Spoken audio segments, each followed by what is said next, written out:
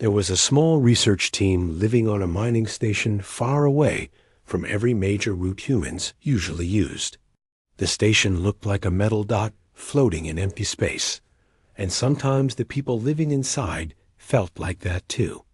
They had been sent there by the science division to study strange signals coming from the asteroid belt nearby. Officially, it was supposed to be a short mission, but everyone already knew that nothing ever went as planned on these assignments. The days felt long, and the nights felt even longer, though you couldn't really tell the difference in space.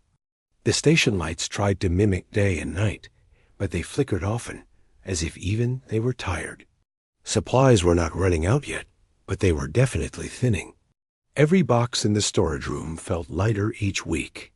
Someone joked once that the biscuits were shrinking, not the supply, but jokes were also becoming less common. One of the biggest problems was communication. When they first arrived, the station connected smoothly with Earth. They sent reports, received instructions, and sometimes even chatted with the support staff. It gave them a sense of being part of something bigger. But slowly, almost too slowly to notice at first, the connection started failing. Messages that once went through in seconds took hours, and hours turned into days. Sometimes the screen showed signal unstable. Sometimes it showed nothing at all. The team tried to stay calm about it. After all, space stations often had communication problems. Everyone knew that. But what worried them was that the strange signals they came to study were getting stronger at the same time their messages were struggling to leave. It felt like the universe was trying to tell them something, though none of them wanted to guess what. The signals came from the asteroid belt, a place filled with rocks of all sizes moving slowly but dangerously. Most of the time, the belt was silent. This time, it wasn't.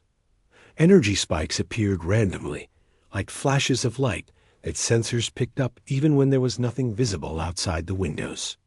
It made the station systems beep all the time, which made everyone even more tense than they already were. The team leader tried to keep everyone steady. He held small meetings twice a day, asking how everyone was doing, discussing the signals, and pretending things were under control. But the truth was clear in his eyes. He didn't know what was happening any more than the others did. One evening, while the artificial lights were shifting toward their so-called night mode, one of the technicians rushed into the center room holding a tablet. His hands shook slightly, not because he was scared, but because he had been working for too many hours without rest.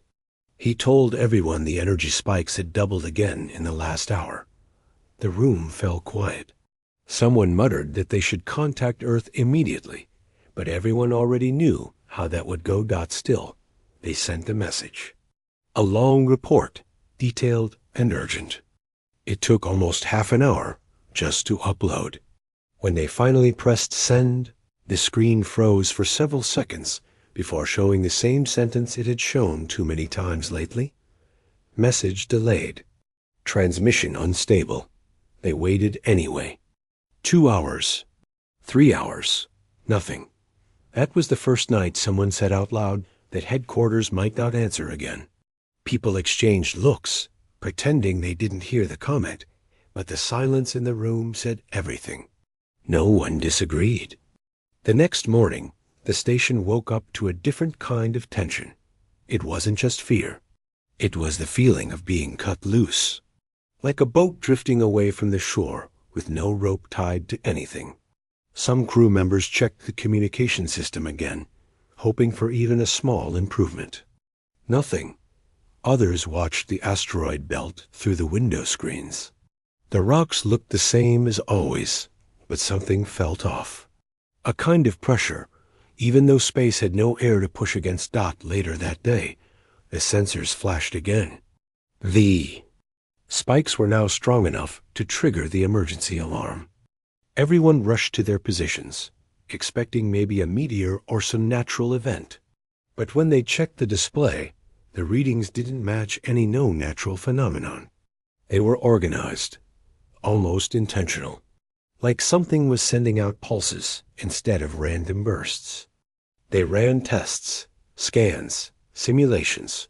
They repeated every analysis they knew. The results were always the same. The energy didn't belong to any mining machine, human craft, or known cosmic activity. No one wanted to say the word unknown, but it hung in the air like a weight. For the next week, they kept sending short reports whenever the communication system briefly flickered back to life. But no replies came, not even a simple received. It was like sending messages into a deep well with no echo. The crew tried to distract themselves with work, but the fear started creeping in. Someone spent hours cleaning the same tool just to stay busy. Someone else asked if they should ration food more strictly, even though they weren't starving yet. Another person started writing a journal, saying it made their mind clearer. Inside the station, little things began breaking. A loose panel here, a glitching screen there. Nothing major, but in their fragile state, every new problem felt like another reminder that they were alone farther from home than anyone wanted to imagine. One night, the station trembled slightly. It wasn't enough to cause damage, but enough to wake everyone instantly. They ran to the control room, expecting an asteroid impact. But the sensors showed nothing nearby. The tremor came from inside the station, which made it even more terrifying. The energy spikes were now so strong they made the walls vibrate. The team leader ordered another emergency message to Earth. A short one this time. Just a few words. We need help. Immediate. The system kept trying to send it for hours. Each time the signal bar climbed halfway, it dropped again. Then climbed, then dropped. It became almost painful to watch. Days turned into something that didn't even feel like days anymore. The crew had stopped expecting answers. They still checked the communication screen, but more out of habit than hope. They started thinking of possibilities on their own. Maybe the signals were natural, but extremely rare. Maybe the communication was jammed for technical reasons. Maybe Earth was receiving the messages, but couldn't respond because of some system outage. And maybe, though no one dared to admit it out loud, they had been forgotten. Yet even in that heavy silence, no one gave up entirely. They kept doing their duties. They kept monitoring the signals. They kept waiting for the moment someone would say, "We got a reply." The moment never came. Instead, the energy spikes outside kept growing stronger, like something approaching, step by careful step, though nothing visible moved in the dark space around the station. And deep down, every member of the crew felt the same cold truth settling in their chest. Something was happening out there. Something they didn't understand. And whatever it was getting closer. The night at the outpost was quiet, but it was the kind of quiet that felt heavy, almost pressing against the walls. The crew moved through the dim corridors with careful steps, trying not to disturb the stillness that had settled over the station. Even though they were trained for emergencies, the silence felt unnatural. It made their hearts race a little faster. Every beep of a sensor, every hum of a machine seemed louder than usual. At first, it was just a small blip on the radar, barely noticeable. A moving dot far away in the darkness of space. The station's sensors recorded it automatically, but no one paid it much attention. Probably just a rock drifting too close. One of the researchers said with a nervous laugh, though even as the words left their mouth, they didn't sound convincing. Hours later, the dots increased. At first, it was 2, then 4, then more. The sensors began to pick up patterns, formations that seemed deliberate.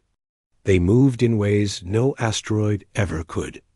The crew started gathering in the observation deck, eyes glued to the screens. The leader of the station, a veteran who had spent most of his life on remote stations, furrowed his brow. "This is not debris," he said quietly, almost to himself. "Something is out there, and it's watching us."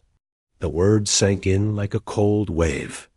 The team exchanged worried glances. None of them had seen anything like this before.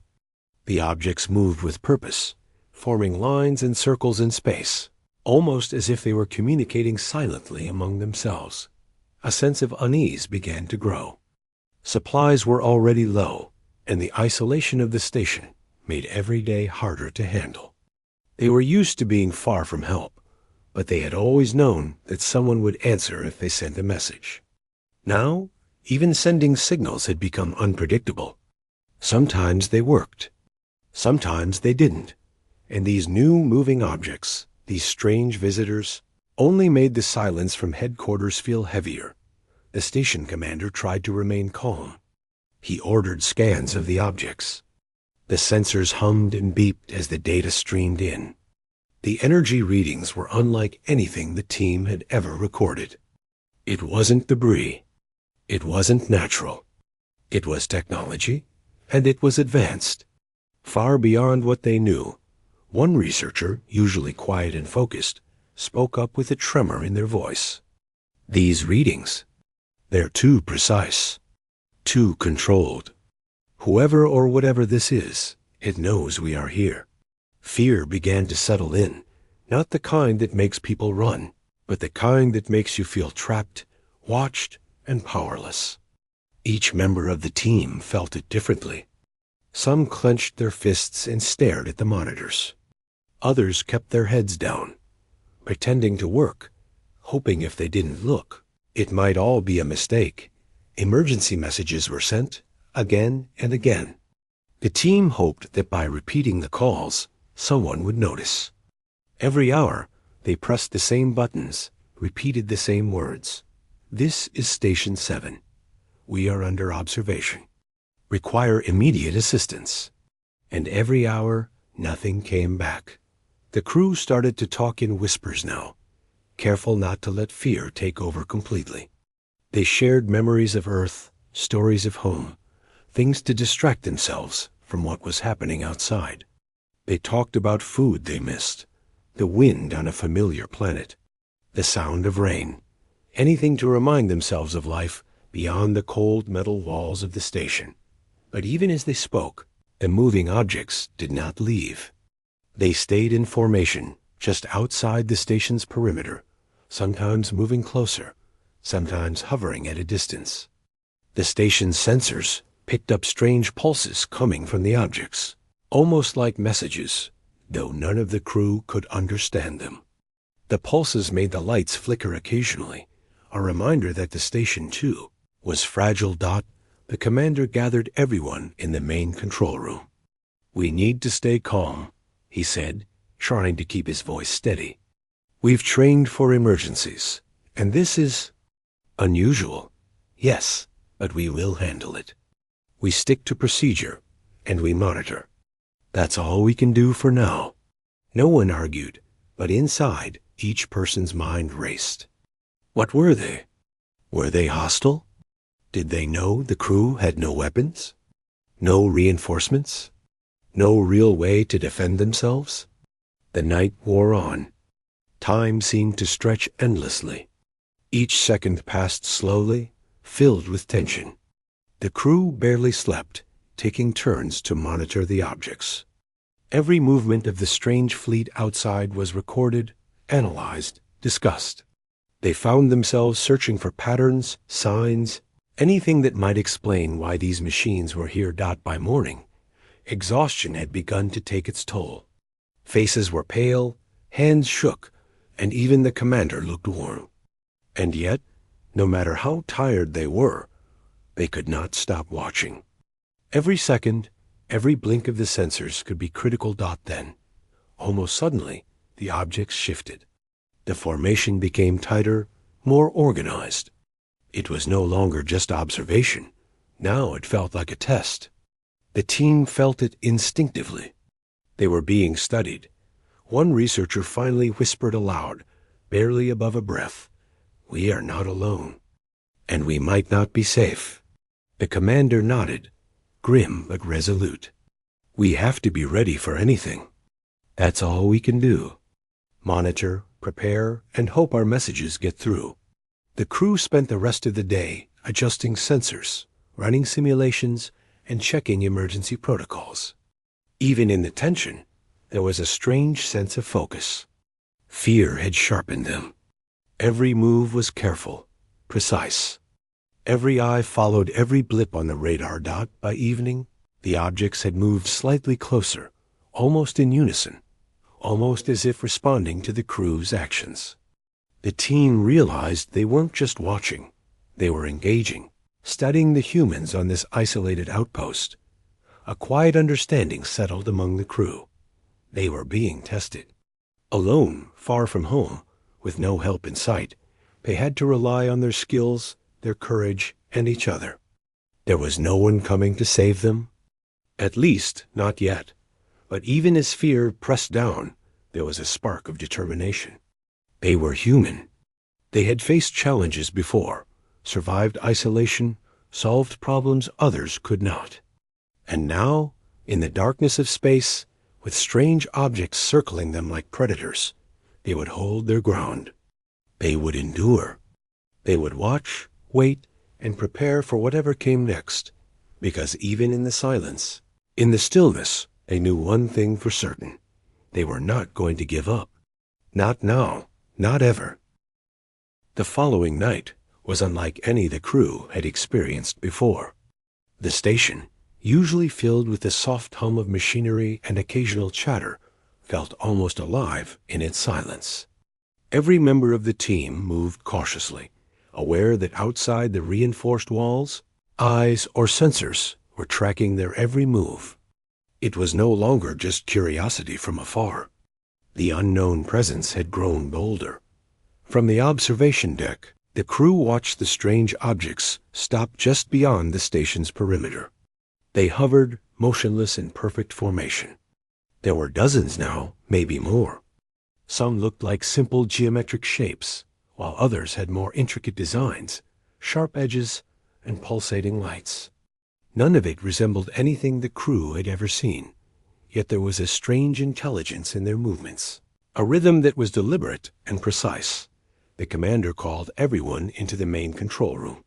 He spoke slowly, choosing his words carefully. "We don't know what they want. We don't know if they're friendly, hostile, or somewhere in between. All we can do is monitor and prepare. Stay calm, stay alert." The team nodded, though inwardly, fear gnawed at them. No one had weapons powerful enough to fight back, no shield strong enough to protect the station if the objects attacked. They had only each other and the systems of the station itself. And the silence from headquarters made their isolation feel unbearable. One of the researchers, the youngest on the team, tapped a finger nervously against the console. "They're scanning us," they whispered. "I can feel it. Look at the readings. They're tracing every energy signature, every heat source. We're being studied." The words hung in the air. Everyone had felt it, even if they hadn't admitted it. The strange ships were no longer just circling. They were probing, testing, and learning. The station's sensors picked up waves of energy that disrupted communication systems and made lights flicker. Equipment powered down randomly, only to come back online a few minutes later. It was as if the unknown fleet was testing how the humans reacted under stress. Hours passed. The crew rotated shifts to monitor the perimeter, but fatigue quickly set in. Eyes blurred, fingers trembled, and yet no one allowed themselves to look away. Every blip on the radar made hearts jump. Every shadow in the observation deck felt like a threat. Then, without warning, one of the objects detached from the formation. It drifted slowly toward the station, spinning and glowing in a way that no one could identify. The sensors registered a complex energy signature that seemed to interact directly with the station's hull. The lights flickered violently, alarms beeped, and the temperature control system briefly went offline. Panic flashed across faces as the crew scrambled to stabilize the station. The commander barked orders, his voice cutting through the chaos. "Seal all non-essential areas. Shut down auxiliary systems. Focus on containment. Do not engage unless absolutely necessary." The crew followed swiftly. Doors clanged shut, compartments sealed, and emergency protocols were activated. Despite the fear, there was a strange calm in the efficiency of their actions. Fear had sharpened them. Every move was precise, every decision deliberate. They had trained for emergencies, though nothing in training had prepared them for this dot. As the strange object lingered outside, it pulsed rhythmically, and the crew noticed something disturbing. The pulses matched the vibrations felt through the hull, almost like a heartbeat. It was as if the station itself had been sensed, examined, and now, somehow, communicated with. The eerie rhythm sent shivers down the spines of everyone present. One of the engineers, usually quiet and reserved, spoke up, voice trembling. "It's learning us. Whatever it is, it understands our systems, our reactions. It knows our weaknesses." The reality of their vulnerability settled over the team like a heavy blanket. They had no idea what would happen if the object decided to act aggressively. The station was designed for research, not defense. Every system, every wall, every door was meant to support life, not repel an intelligent threat from the void. Yet even as fear pressed down, there was determination in the crew. They checked every system, recalibrated every sensor, and reinforced weak points as best they could. They knew that survival depended on staying alert, on working together, and on not giving in to despair. That hours turned into a long, tense night. The object finally stopped pulsating and drifted back to the formation, rejoining the others. The flickering lights and power disruptions ceased, leaving the crew exhausted but relieved. Yet the tension remained. They understood that this was not an isolated incident. The objects were watching, studying, and waiting. The following day, the crew tried to communicate again with headquarters. Every message was met with silence. The interference from the objects made it nearly impossible to send clear signals. The realization hit them hard. They were on their own, at least for now. The thought of being abandoned so far from Earth weighed heavily on their minds. Despite this, they continued to work. Routine became their lifeline. They checked equipment, monitored the objects, and maintained the station. Each small task gave a sense of control in a situation that felt increasingly uncontrollable. The commander encouraged the team to rest when possible, but sleep was hard to come by. Every noise, every shadow, every flicker of light seemed significant. One of the researchers, staring at the stars through a viewport, whispered to no one in particular, "Do you think they're intelligent? Do they know we're alive?" The question lingered in the room. Everyone thought about it. The precision, the energy pulses, the way the objects had moved, it all suggested some level of awareness. It was terrifying and awe-inspiring at the same time. They were not alone. They were being watched, and they were facing something they could barely comprehend. By evening, the crew had begun to notice patterns in the movements of the objects. They rotated in formation, sometimes moving closer, sometimes retreating. Every action seemed measured, almost deliberate. The crew realized they could anticipate some of their behavior, but the reason behind it remained a mystery. Tension built as the objects began to change formation more frequently, testing the station's limits. Lights flickered more often, and the hull vibrated under pulses of energy. The crew's nerves were stretched to the breaking point, yet no one allowed themselves to break. They had to remain composed. They had to endure. As the night deepened, the commander gathered the crew in the main room once more. "We need to stay focused. No panic, no rash decisions. Observe, record, and prepare for anything. They are testing us. That much is clear, but we cannot let fear control us." The team nodded, weary but resolute. Fear had become a tool, sharpening their senses, forcing them to think and act quickly. They were human, isolated, and vulnerable, yet capable of remarkable endurance. Suddenly, sensors picked up a new anomaly. A faint, almost imperceptible signal originating from deep within the asteroid belt. It was different from the objects circling the station, but connected somehow. The crew's curiosity battled with their fear. Should they investigate or ignore it to stay safe? After a tense discussion, the commander decided to monitor it closely while keeping the station secure. It was a risk, but one they could not ignore. The unknown signal might hold answers, or it might reveal further danger.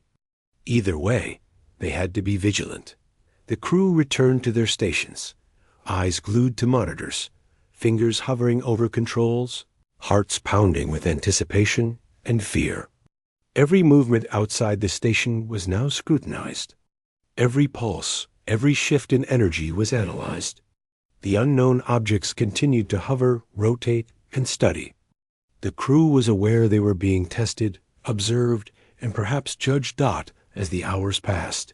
Exhaustion threatened to take them over, but the sense of purpose kept them moving. They were scientists, explorers, and survivors. Their knowledge, training, and unity were their greatest weapons against the unknown. And though they did not know what awaited them, they understood one thing. Giving up was not an option. In the cold expanse of space, with the mysterious objects circling, the crew endured. They watched, they waited, and they prepared. Each heartbeat, each breath, each moment was a testament to human resilience. They had no way of knowing what would happen next, but they faced it together. And together, they would survive, or at least, they vowed to try. Night turned to day, and day back into night, with no change in the distant object's watchful presence. Every moment was tense, every action calculated. The crew had become a unit honed by fear and determination, united by the knowledge that whatever was out there was aware of them. And that survival depended entirely on their vigilance, courage, and resolve. And in that endless, silent vigil, one thought burned in each member's mind. They might be alone for now, but they would not surrender. Not to fear, not to the unknown, not to the darkness of space. They were human, and that was their greatest strength. Days had stretched into what felt like weeks. The crew of the outpost had fallen into a strange rhythm, a cycle of watching, recording, and maintaining the station, punctuated by brief, exhausted rests. The unknown objects continued their silent patrol around the station, moving with the precision of a machine that understood human patterns. The crew had grown accustomed to the tension, but that did not make it any less heavy. Each day, they sent messages to headquarters, desperate for even a fragment of a reply. Every time the screens flashed with the words, "Message sent," a small hope flickered in their hearts. But that hope always died when no answer came. The interference persisted, a wall of silence that cut them off from Earth, from the safety they had once relied upon. Each unanswered message left them feeling smaller, more isolated, as though the universe itself had forgotten them. The commander watched the team closely. He could see the weariness in their eyes, the strain in their movements, the way some avoided speaking for fear of revealing how scared they truly were. He knew he needed to keep them focused, to maintain a sense of control in a situation that had none. But even he could feel the weight of despair pressing down. Supplies were running lower than they had anticipated. Food rations were carefully measured, water recycled meticulously, and every system was double-checked to prevent failure. The station had been designed for extended research missions, not for surviving a siege by an unknown, intelligent presence. Every day was a struggle against not just fear, but the very environment around them. Sleep became a luxury. Each creak of the station, every flicker of light, every sensor reading made them wake with a jolt. Shadows in the observation deck became threats in their minds, and the hum of the engines sounded like distant footsteps approaching.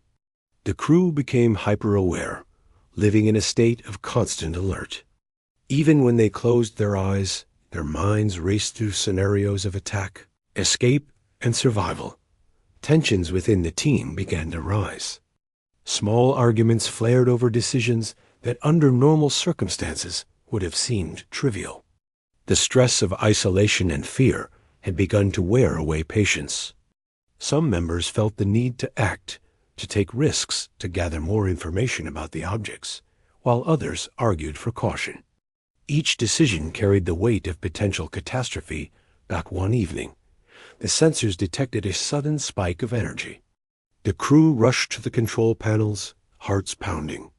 The readings were sharp, unlike anything they had seen before.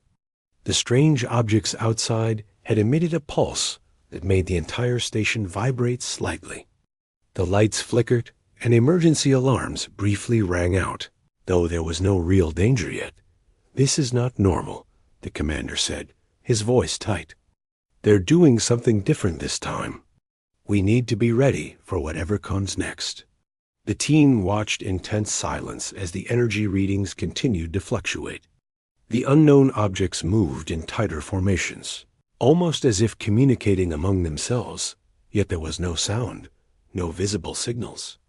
It was impossible to know what they were planning or thinking. The crew could only guess, and guesswork in space was dangerous. Hours dragged on. The crew rotated shifts, but fatigue had begun to take its toll. Faces were pale, eyes bloodshot, and movements slow. Yet, despite the exhaustion, no one allowed themselves to fully rest. Every member of the team understood that one lapse, one moment of inattention, could be catastrophic. The isolation became even more pronounced when the long-range sensors detected no other ships, no signs of help anywhere in the system. The outpost was entirely alone, surrounded by the unknown. The silence from Earth weighed heavier with each passing hour. The crew began to whisper among themselves that perhaps no one was coming. Perhaps they had truly been abandoned. This thought filled the station with a cold despair.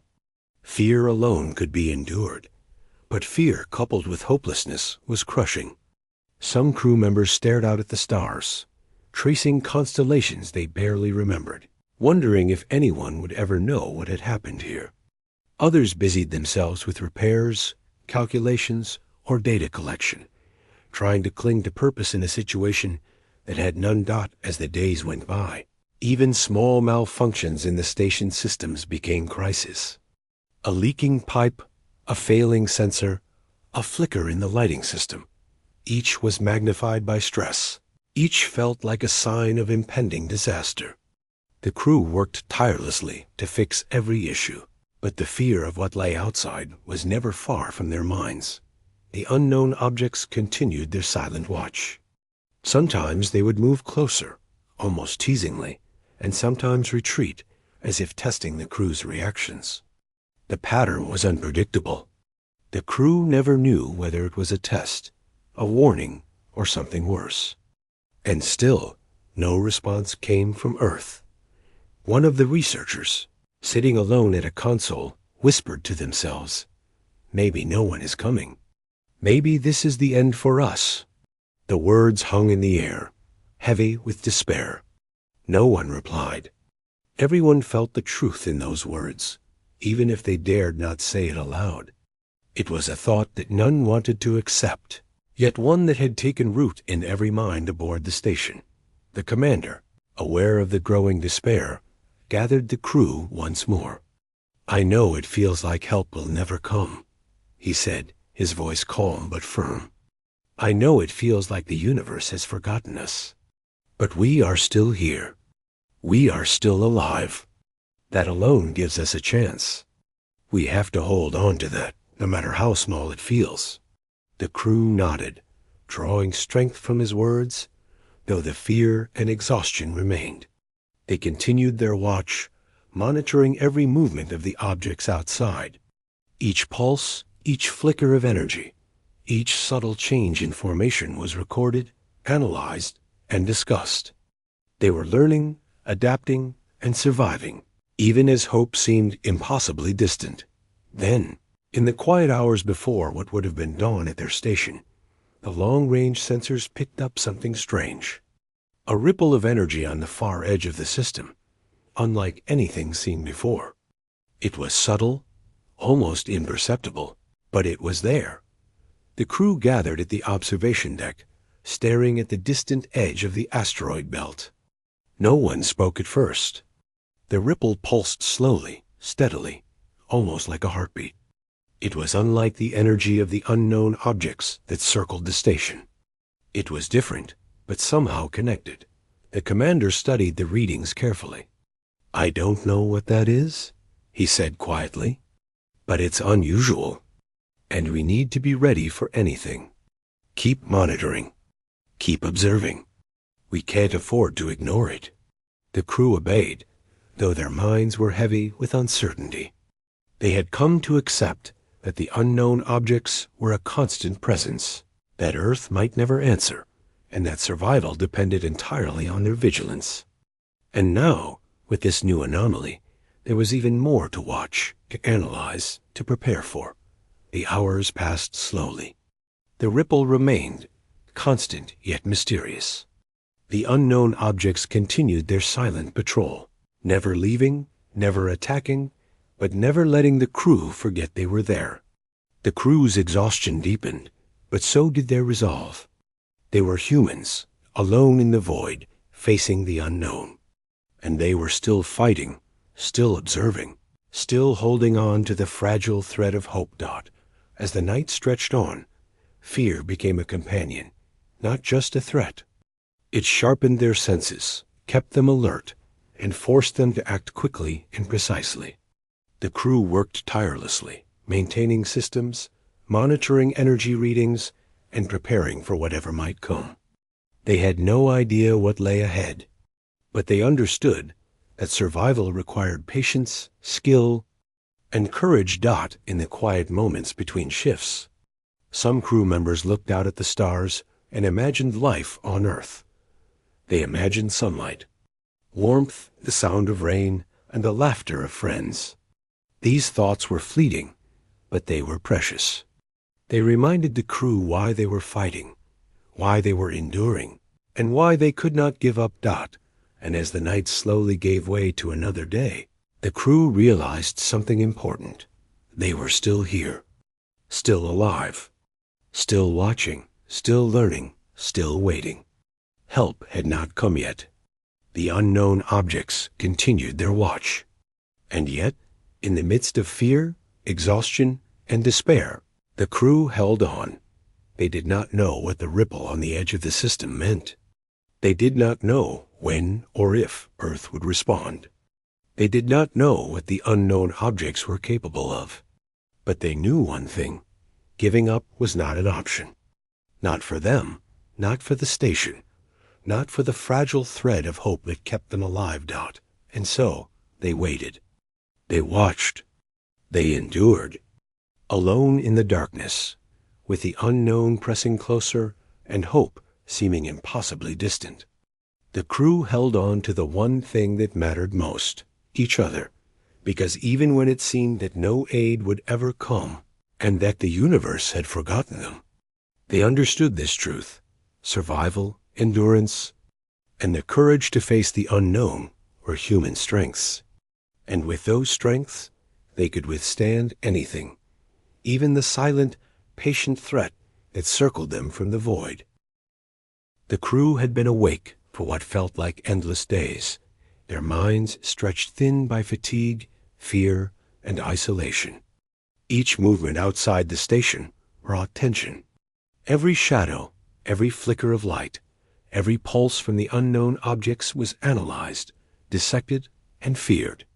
They had come to understand that they were being watched, studied, and perhaps tested. There was no escape, no backup, and no certainty of survival. But that night, something changed. It began subtly, almost imperceptibly at first. The distant ripple of energy at the far edge of the asteroid belt, the one they had been monitoring for days, began to grow stronger. The sensors hummed differently, vibrating through the station's hull with a steady, unmistakable rhythm. Unlike the erratic pulses of the circling objects, this signal had a cadence, a heartbeat-like pattern that made every crew member stop in their tracks. "What is that?"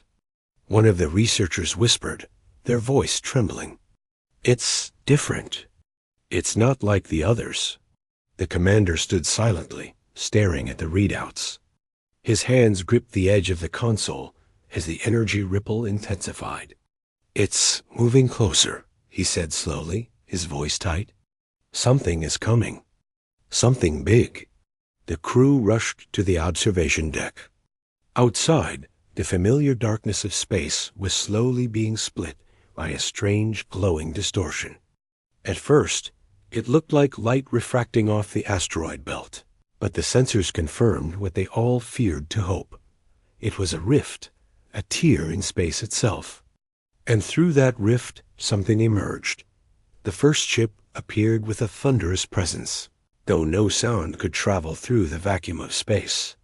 Its engines glowed like molten metal, bright against the darkness, and its sheer size dwarfed the station. The crew froze, mouths open, eyes wide. It was human, unmistakably so, but unlike any craft they had ever seen. Its design was advanced, elegant, and intimidating, with reinforced hulls, intricate systems of thrusters, and lights that blinked in a deliberate pattern. Then came another, and another. Within moments, dozens of ships poured from the rift, forming a massive formation that surrounded the station. Engines flared, creating waves of energy that shimmered through the void. The unknown objects that had haunted the station paused, almost as if stunned, before scattering back into the asteroid belt. Retreating from the arrival of the newcomers, the crew could hardly comprehend what they were seeing. The fleet was real, human, and it was here to protect them. Relief flooded the station, mixed with awe. After days of fear, isolation, and despair, the impossible had happened. They were not alone. The commander quickly accessed the communication system, fingers shaking. He hesitated, uncertain if the fleet could hear them. Then a voice, amplified across the station speakers, cut through the tension. "This is the Human Defense Fleet. Hold your position. You are not alone. Help is here." The words hit like a wave. Some crew members sank to the floor, overwhelmed with emotion. Others hugged, laughed, or cried. Weeks of fear, uncertainty, and hopelessness melted away in a single moment. The fleet was real. Rescue was real. Humanity had come. Outside, the ships moved with precision, forming a protective wall around the outpost. Smaller craft detached from the larger vessels, scanning the surrounding area, pushing the unknown objects further into the asteroid belt. The display on the station's sensors showed the alien ships retreating, their formation breaking as the human fleet asserted control. The unknown presence had been tested, challenged, and defeated without a single human crew member risking harm. The crew worked quickly under the commanders, guidance to stabilize the station. Systems that had been fluctuating under stress suddenly regained balance as the fleets advanced. Technology interfaced with the station. Power stabilized, sensors returned to normal, and communication lines that had been dead for weeks suddenly flickered with clarity. For the first time in weeks, the crew could breathe. Not just the literal act of breathing, but the relief that comes from knowing danger is receding and safety is near. They watched the fleet with fascination, noting every movement, every maneuver. The ships were precise, almost graceful, yet every action carried the weight of immense firepower. They were a reminder that humanity, even in the farthest reaches of space, could protect itself. One of the researchers, still trembling, spoke aloud, "They came for us. After everything, they came." The commander nodded. They never stopped watching. They knew we were out here, and now we're safe. For the first time in a long time, we can trust that. The fleet sent down teams to dock with the station. Engineers and specialists worked alongside the crew, repairing damage that had gone unnoticed, reinforcing structures, and upgrading systems weakened by isolation. They brought supplies, food, and medical assistance. Exhausted bodies were tended to, and psychological support was offered to those frayed by weeks of tension. As the crew moved among the fleet personnel, they realized something profound. They had been alone. Yes, but they had also been part of a larger human network, one that valued every life, no matter how distant or isolated. The realization brought tears to many eyes. They were not abandoned. They were remembered. They mattered. Even as the crew celebrated, the commander remained vigilant. He knew that the unknown objects were still out there, lurking beyond the asteroid belt. But for now, humanity had proven its reach. The fleet's presence was a shield, a promise that no matter how far from home, no one would be left to face the unknown alone. As night fell across the asteroid belt, or the closest thing to night in the artificial cycles of the station, the crew gathered in the observation deck once more. They watched the fleet move in formation, engines glowing, lights blinking, and sensors scanning the vast expanse of space. The unknown objects remained distant, cautious, aware that humanity had arrived in force. One researcher whispered to the commander, voice soft, "Do you think they'll come back?" The commander smiled, a rare moment of relief and warmth crossing his features. "They might. We don't know everything yet. But right now, we're safe. And that's what matters. Whatever comes next, we face it together."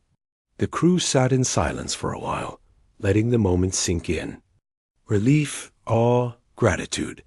Emotions mingled in a way they had not felt for weeks. They were exhausted, yes, but invigorated by the knowledge that help was real. That even in the most isolated corner of space, humanity had reached out and found them. The fleet remained through the night, maintaining a watchful perimeter around the station. Every now and then, one of the human ships would glide close, offering assistance or conducting routine scans to ensure the unknown objects did not return. The station, once a place of fear and isolation, had become a hub of reassurance, a testament to human ingenuity, courage, and solidarity. By morning, the crew had begun to regain a sense of normalcy. Meals were eaten with laughter, systems were maintained without panic, and conversations filled the corridors once more. The psychological weight of isolation, fear, and hopelessness was gradually replaced with purpose and connection. The presence of the fleet reminded them that they were part of something larger than themselves. Yet, even in this relief, there was understanding. The unknown objects remained a mystery.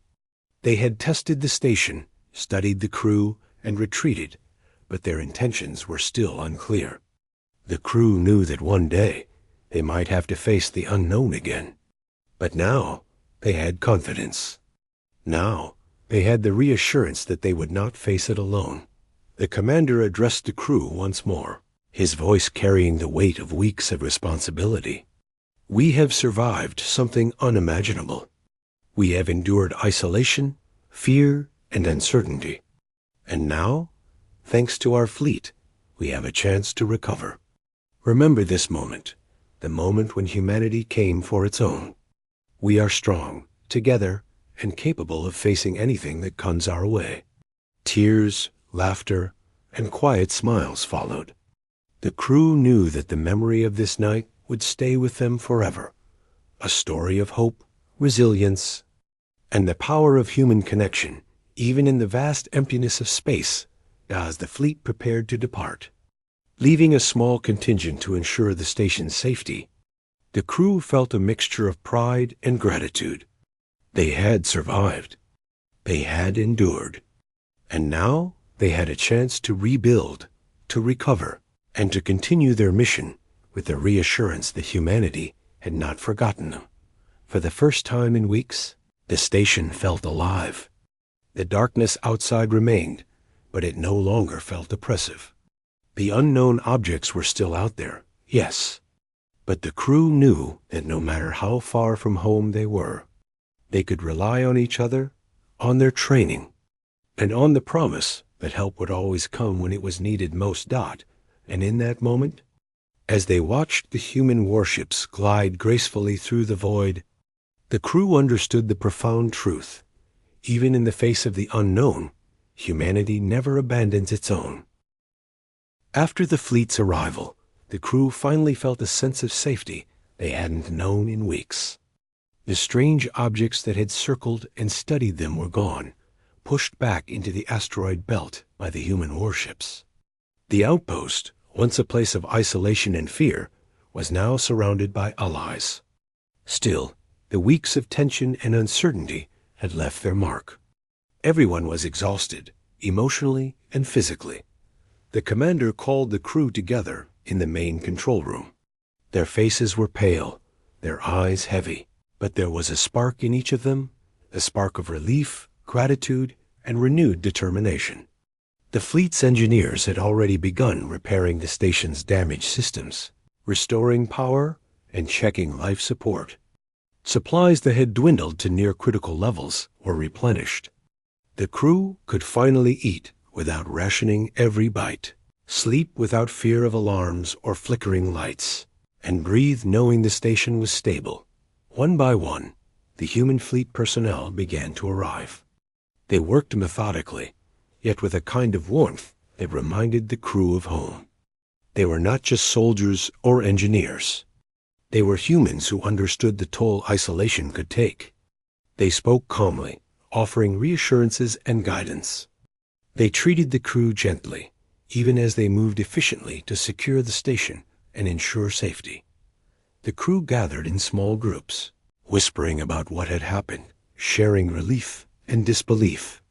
No one could fully articulate what it felt like to have been watched over, yet completely alone, and then suddenly, to see humanity arrive like a wave of light breaking through the void.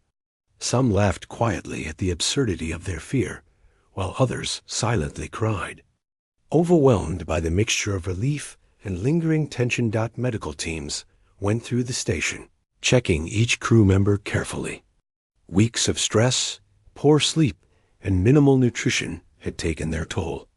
Some had minor injuries or strains from frantic work on failing systems. Others suffered from exhaustion and anxiety. The medics worked gently, offering medication, hydration, and reassurance. They encouraged the crew to rest, promising that the fleet would handle everything outside the station. Even as they rested, the crew began to piece together what had happened. They learned that the interference with their communications had not been deliberate on Earth's part. Signals had reached headquarters, but were heavily distorted by an unknown source in the asteroid belt. For weeks, Earth had struggled to locate them precisely, and only after extensive analysis did the command realize the full danger. By the time they could dispatch the fleet, the crew had already endured nearly endless days of isolation and fear. The revelation brought a mix of emotions: relief that someone had been aware all along, frustration at the delay, and awe at the sheer complexity of the rescue operation. They realized how thin the thread of survival had been. At any point, a miscalculation, a system failure, or a sudden move by the unknown objects could have ended everything. Despite their exhaustion, the crew felt a renewed sense of purpose. The fleet personnel explained the situation carefully. They had tracked the unknown objects to the asteroid belt and observed them retreating after the fleet's arrival. Their intelligence was limited, but the fleet's analysis suggested that the objects had been studying human behavior and technology, testing boundaries and responses. The fleet reassured the crew that they would continue to monitor the area until it was deemed safe. The commander gathered the crew once again. "We have survived something unimaginable," he said. "We were isolated, cut off, and in danger. But we endured. And now we are safe. Let this experience remind us of our resilience, of our ability to face the unknown and survive. Humanity reached out to us, even when it seemed impossible, and that is a lesson we will carry forward." Some crew members sat quietly, reflecting. Others spoke softly with the fleet personnel, asking questions about Earth, about other colonies, and about how communication systems could fail. Each question was met with patience, explanation, and sometimes gentle humor. It was a normalcy the crew had missed deeply, conversations that were not about fear or survival, but about ordinary life. The fleet offered to transport the crew back to Earth immediately, but the commander requested a delay. The outpost held valuable data about the unknown objects, about energy readings, and about human endurance under extreme isolation. The crew wanted to complete their research, documenting everything in detail, knowing that their experiences could help prevent future incidents. The fleet agreed, providing the resources and personnel to assist in gathering and preserving the data, turned into a period of recovery and reflection. The crew repaired, analyzed, and recorded. They documented every anomaly, every reaction, every system failure, and every moment of fear. They shared stories of how they coped, how they motivated each other, and how they had survived in the face of overwhelming isolation. These records would become invaluable for future explorers and researchers. Yet, even in this time of recovery, the experience had changed the crew. They spoke more openly about fear and resilience, about the importance of human connection, and about the fragility of life in the vastness of space. They celebrated their survival, not just as a personal victory, but as a triumph of collaboration, perseverance, and trust. One night, as the outpost was quiet and the stars glimmered outside, the crew gathered in the observation deck. The fleet remained at a distance, watching and protecting. The unknown objects had not returned, but the memory of them lingered. The crew reflected on the weeks they had spent in isolation, under observation and under fear.